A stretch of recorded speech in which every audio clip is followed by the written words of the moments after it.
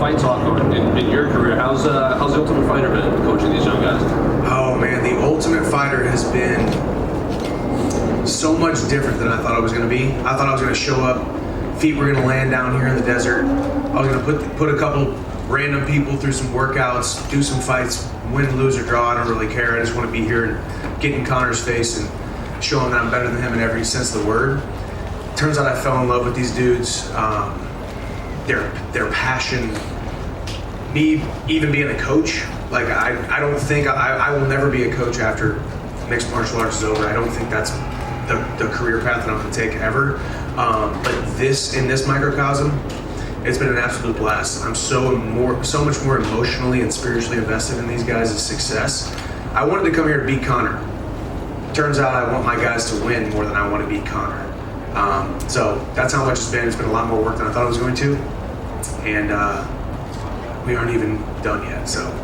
When did that flip switch in your minds where to go from you're here to get in Conor's face to I have a group of young kids that I have to get to get them to fulfill their dreams? Honestly, the crazy thing was, we got here, did some, I was here for like 2 days and did some photo shoots and did some little, hoopla, show opening stuff. And then all of a sudden, this group of people were in front of me and Dana and Conor, and then all of a sudden I had my team. And I had a team with my name on the back of the jersey. And what it meant to me to have my name on the back of all those athletes' jerseys and their future in my hands. As soon as I met them, then we went through our first workout and then started hearing all their stories, their backgrounds, where they have been, their ups, their downs, their wins, their losses, their families. They're just like me, there's not a lot of difference between all of us fighters. And I didn't come here to be this dictator. I didn't come here to be this big time coach. I came here to be their friend, their mentor, their big brother, their shoulder to cry on, and the guy who's going to make them believe themselves. So it was from the very beginning, and Team Chandler's performances have showed it thus far. Well, without getting too specific, because I know you can't give away spoilers, how has it been being around Conor McGregor these past few weeks? It's always fun and cordial until it isn't. It's always copacetic until we hit the boiling point. Conor and I are natural-born competitors. As I said, I came here to prove that I'm better than him in every sense of the word, in every single aspect of competition. Not just us fighting later this year, but in this competition of the Ultimate Fighter. Conor and I have a lot of mutual respect. For each other. He, even in his awesome, brash, trash talk, behind all of that stuff, he's got a lot of respect for the sport, for the purity of mixed martial arts, the purity of martial arts, and all of its competitors. Conor and I have a lot of mutual respect for one another, but ultimately I don't know if we like each other as much as we thought we were going to. And the good thing is we get to settle it with 4-ounce gloves under a certain rule set in a contest later on this year, and I can't wait to do it. Let's go off of that. When they announced this fight, there was no date, there wasn't a weight class announced, so do you have any info you can give us in terms of all that? No info yet. I'm looking for info. But I don't. At this point, I don't think it's going to be at 155. Conor's expressed it's going to be 170. I would love it at 170. I'll fight him at 185. I'll fight him at whatever weight class we want to fight. I could care less. I just want to fight the man. It would make a lot of sense from the airing of the show ending in August for us to fight sometime in September, October, sometime this fall. I haven't heard an actual date, but I'm planning to be ready by August, September, October, whenever. Final one for me. Conor said that obviously he thinks he'll slice through you. I think was his exact phrasing you told Oscar for the Mac Life. So what's your prediction of how this fight eventually plays out? No, it's great. That's exactly who we want. The biggest combat sports star and icon that we've ever seen, thinking he's going to come back and slice through somebody. That's exactly what we want. That gains intrigue. It builds the momentum. It builds the mystique of who he is and us putting butts in seats. That's exactly what we want. I can tell you this, it's definitely not going to happen. I can tell you this, I see it going a much different way. I think I've seen enough of Conor over the last couple weeks to know that I am going to not just slice through him, but bludgeon him with both of these hands and do whatever I want, both standing or on the ground, and finish him by the second round. That's my Mystic Mike prediction, and I stand behind it. Mike, Semi came in getting Conor's face. You put a picture up on your Instagram the other day. The two of you seem to be in each other's faces. Has there been a few tense moments? There has been, yeah. I mean, it's always fun too. I mean, you got to remember too. Aside from what we're going to see on ESPN later this summer, we show up to a production crew. We show up to itineraries. We show up to, hey, you're doing this, you're picking teams, you're doing all this kind of stuff. Conor's getting his footing, I'm getting my footing. We're not really that worried about each other, but we're here to do our job and figure out how we're going to coach these guys. Mutual respect. Hey, I'm not worried about you. I'm going to try to figure this out. I'm pouring into my guys. He's pouring into his guys. Then all of a sudden we get our footing under us and realize, okay, now it's time to go after that guy. The guy that I can't wait to beat up later this year. The guy that I can't wait to compete against. The guy that I can't wait to go out there and prove myself against. And I think, yes, what has happened thus far has been a lot of fun, and I can't wait for you all to see it later on this year on ESPN. My guys winning and losing fights, his guys winning and losing fights, us being emotionally invested in the wins and losses of our fighters, ultimately spilling over into our own emotional turmoil, for better or worse, and enjoying the process. So it's been a lot of fun, yes, a lot of tension. A lot of us made of like, are you going to get the nice Conor, or are you going to get the nasty Conor? From your perspective, which Conor have you received? Conor, I think I made my prediction correctly when I see a guy in Conor who is so good at looking at the Venn diagram of good guy, bad guy, and guy in between who doesn't quite know when he's going to be crazy mean, crazy witty, crazy nice, crazy respectful, only crazy respectful just to set you up to lower your guard just so he can spit you with some venom the next day. Conor on Monday is different than Conor on Tuesday, who's different than Conor on Wednesday, and I freaking love it. I absolutely love it. I came in with my arms open, my hands open, saying I have no idea what to expect here. I'm just trying to be authentically myself and let the chips fall where they may, because you never know. You never quite know what's going to happen. And also with me and my team and his team, you can't make a plan because your plans are going to get spoiled on this show, because there's all kinds of crazy stuff getting pulled out of the hat at all different times. But Conor's been both sides of the coin, to say the least. Michael, back here.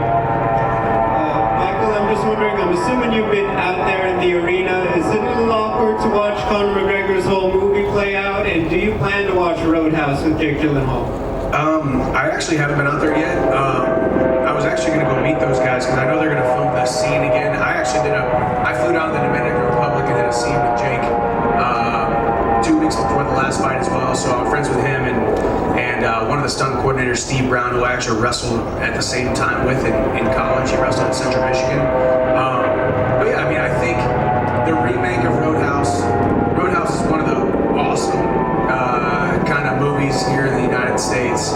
Huge cult following. Jake Gyllenhaal, admittedly is one of my favorite actors of all time, even before I got to meet him and realize that the man that Jake Gyllenhaal is, aside from being an A-list celebrity, is actually really cool and really normal. So it'll be interesting to see Conor on the silver screen, on the bright lights of Hollywood. That's what I said too before this fight got announced. It's bad enough we had to compete with the Bentleys and Bugattis and Lamborghini yachts, so now we have to compete with the bright lights of Hollywood when he was filming Roadhouse. But he came back, he agreed to The Ultimate Fighter, he's agreed to fight me. He and I are building something beautiful here, and I can't wait to go out there and give you guys an awesome show. We are in Las Vegas. I want to put some money down. How much should I bet that Kill Cliff will actually stay the name of your team and gym? I don't know. At this point, we're just known as the Big Gym in South Florida. That big gym. I have no idea, aside, with the business dealings behind the scenes. I know the group of men that I train with, the group of coaches and training partners, plus the facility that we have in South Florida, Deerfield Beach, Florida, is second to none. General by Henry Hooft. what he has built there. My manager as well, Dave Martin, has we've built something absolutely awesome, and our wins speak for themselves. So I will continue to represent them, but as of right now, we're pretty much known as that big gym in South Florida. Mike, over here. So at the top of your division, obviously we have Islam Makhachev. I know that's a fight down the line. You're probably eyeing. Just how do you look at that fight stylistically? Because I think with your style, with your striking and your wrestling, it's very interesting. Don't you do it, man. This is what always happens. You guys ask me to talk about Islam, and then all of a sudden the headline is, "Oh, Chandler thinks he can beat Islam." When I said future. I know. But that's what always happens. No, I mean, I have a ton of respect for Islam. As I have said in previous interviews, Islam running through Charles and then beating Volkanovski. I picked Volkanovski to win. I did. Once again, I have been proven wrong. Once again, my foot is in my mouth.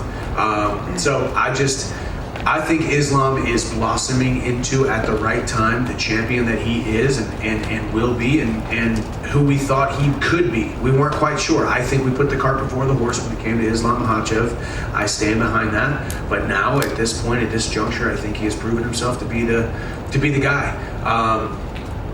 Ultimately, I think all of us think we can beat anybody on any given night. I think you put me in a octagon anywhere around the world against Islam, I think my chances are pretty darn good. But ultimately, he's proven himself thus far. He's our champion for a reason. I'm going to go out there, smash Conor, get my hand raised, and then maybe fight him later on. Should he be number one on the pound for pound list? Because obviously Volkanovski was in that spot. I don't know about that. I don't think you beat a guy a weight class below you and then go above him. I mean, a win is a win unless it's a different weight class, ultimately, So Volkanovski, in my mind, the guy who has cleared out his division only to go up a weight class to take a chance to possibly capture the double champ status, shouldn't lose his number one pound for pound spot by losing to a guy who's 10, 15 pounds heavier than him. Just last one for me. Speaking of weight classes, has it been confirmed that you and Conor are going to fight at lightweight or welterweight? And what's the possible date for that fight too? What are you kind of hearing? Can you give us some insight? He's talking about 185. We'll see. He was talking about 185, and I called his bluff. I think he doesn't think I'm as heavy and as dense as I actually am. I'm sitting here at 191 pounds. So I'll fight at 185. I'll fight at 170. If Dana steps in, and I've heard him talk about 155, if Dana steps in and gets his way, possibly it's 155. I could care less. I'm a guy who showed up in the UFC in September of 2020 with my work boots on, and I've said yes to every single opportunity. I've said yes at every single step of the way. They want to do it at 170. I think that's a nice little sweet spot. And as I've said too, this show ends in August, so it would make a lot of sense for us to fight in September. I hope it's in September, and I think this fight is too big to do T-Mobile Arena. I think we sell out Allegiant Stadium or Dallas Cowboys Stadium. Wait, one more quick one. Eddie Alvarez gave an interview this week, and he said he tried to make that trilogy fight 3 times, and it's not on him. He says it's just you don't want to fight him. So can you clarify what Eddie means by that? Yeah, no, I will be candid and say yes. There was a moment where my Bellator contract was going to end. Tito Ortiz was fighting Chuck Liddell or something under Oscar De La Hoya's something. I don't even know if that fight ever happened. There was a moment there where we talked about, hey, we can go ahead and take matters into our own hand. I can bounce out, you can bounce out, let's fight each other, do a trilogy. That was the only time that there was any kind of contract talks happening. Obviously, as fate would have it, I re-signed with Bellator, fought out my contract, and now everything has worked out perfectly. So sometimes, these fighters want to take their it was just a conversation, it wasn't my idea. You can try to act like you're the master of your own destiny, but it's only going to be to your own detriment in a lot of ways. But good thing for Eddie, I want to see him fight bare knuckle. My wife and I were talking about that. We've watched a couple bare knuckles. We kind of enjoy it, honestly. But I don't want to see Eddie Alvarez getting punched bare knuckle. But I don't think that trilogy will ever happen. My fault, his fault, don't matter. We'll see. On your mic? Yes. As of right now, Conor McGregor's still not in the USADA pool. You want to fight in September or October, but how long are you willing to wait? Yeah, no, that's a good question, because I actually just asked my management today to start putting pressure and figure out. Right now, we're at March 3rd or 4th. If we want to fight in September, he's got to hop in the pool. That's just a simple fact of the matter. So, we will see. I could care less, man. I don't care what he weighs, what he's doing, how long he's in the USADA pool. It does not matter to me. It's another man with 2 arms and 2 legs, and I've been doing this for over a decade. So I'm excited to go out there and compete against him. But yeah, ultimately, rules is rules, and we got to figure out how to get around the red tape and get him in the pool and get him tested and all that kind of stuff. So we'll see. Michael, Yes.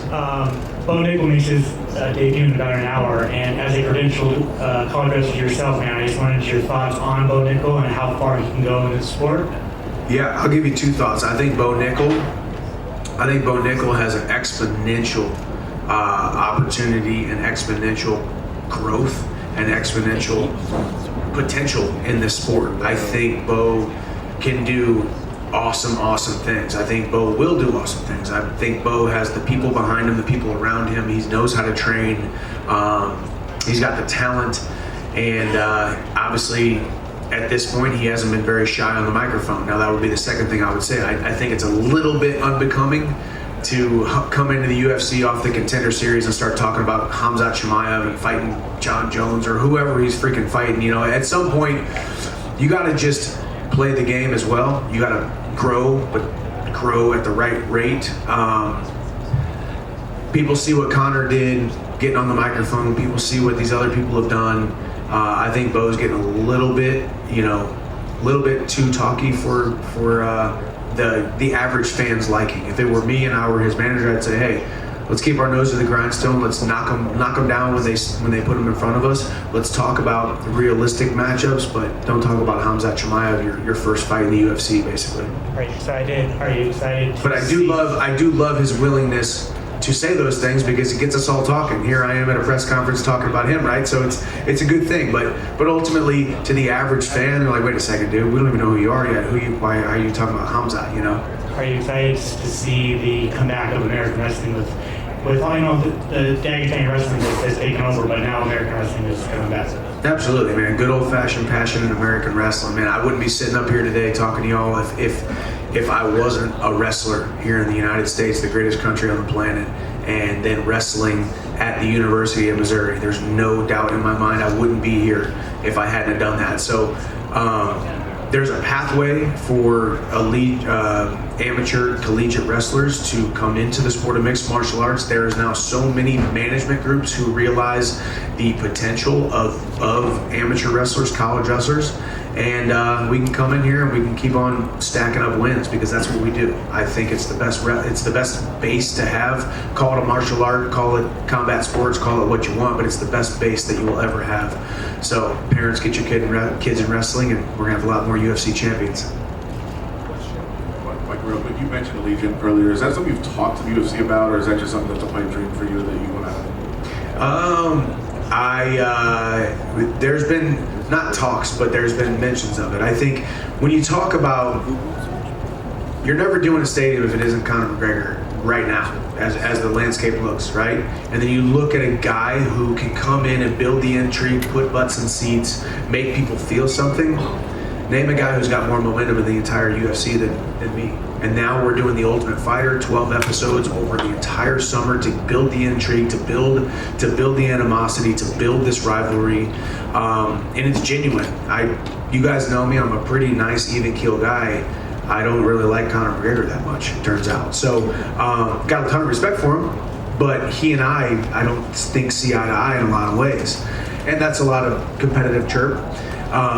But ultimately, yeah, I passed Allegiant Stadium today and I told my wife, I said, hey, we should fight there. There's no reason we should be fighting in T-Mobile Arena because we have the ability and the capacity to do that. T-Mobile Arena, Dallas Cowboys Stadium, one of the biggest shows in mixed martial arts history. I think it happens. Conor McGregor versus Michael Chandler.